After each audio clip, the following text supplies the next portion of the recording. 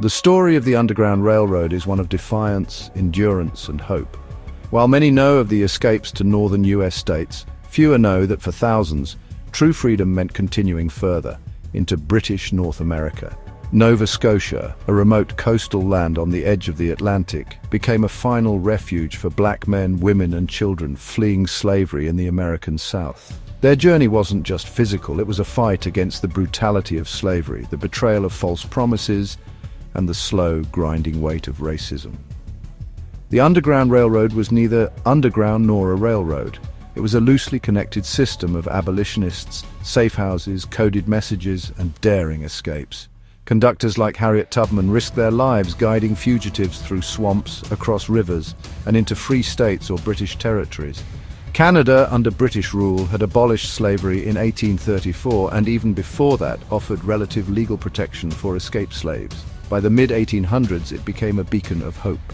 Quilts with coded symbols, songs like "Follow the Drinking Gourd," and stars that guided travelers by night were all tools used in this clandestine movement. Along the way, allies, black, white, and indigenous, sheltered escapees, fed them and led them on the next leg of their journey. The first major migration of black people to Nova Scotia wasn't through the Underground Railroad, but during the American Revolution.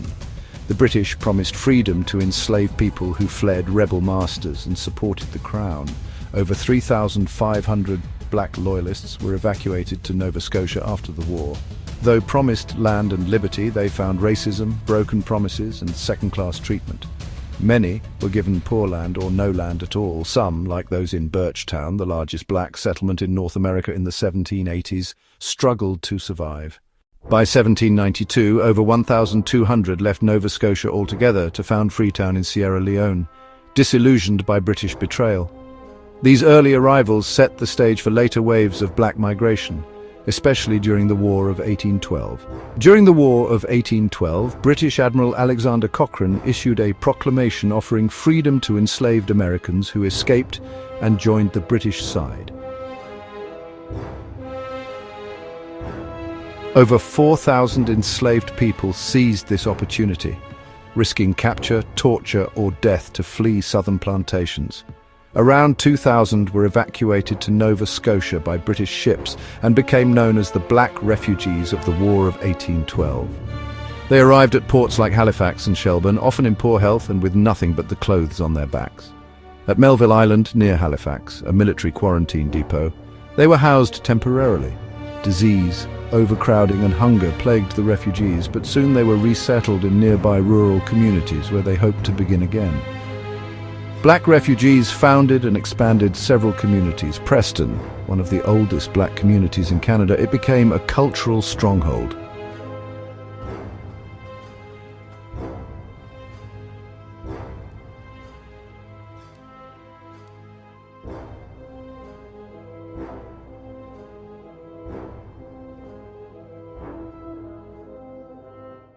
Beachville, Hammonds Plains, and Lucasville also became safe havens. Life was incredibly hard. Promised land often turned out to be rocky, unfarmable, and far from supplies or support. While white loyalists were given generous plots, black settlers received far less, and many were left with no formal deed at all.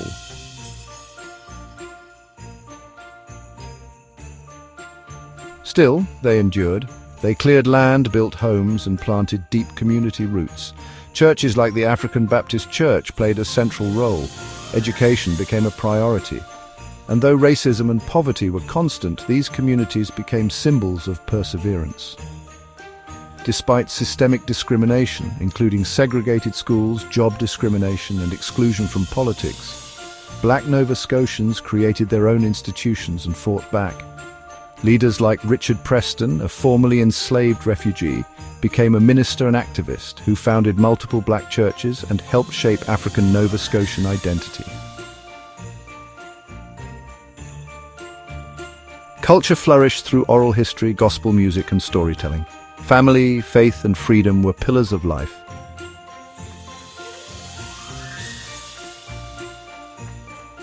The Underground Railroad didn't just deliver people. It delivered a spirit of resistance and cultural resilience that helped black Nova Scotians survive and thrive. Today, Nova Scotia is home to over 50 historic African Nova Scotian communities.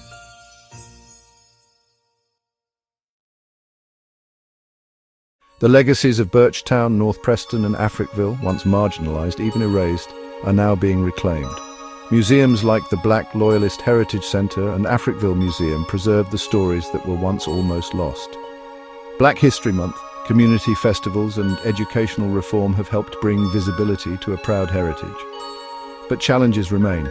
Systemic racism continues and many black communities face economic and social inequality. Still, descendants of the Underground Railroad continue to carry the torch of their ancestors' fight for dignity and belonging. The Underground Railroad was more than a path to freedom. It was a lifeline, spanning continents, hearts and generations. Nova Scotia was not a promised land, but it became a homeland, built by those who refused to accept the chains of slavery or the silence of oppression. Their stories remind us that freedom isn't given, it's taken, defended and passed down. And the journey north, toward liberty, continues. Their legacy lives on.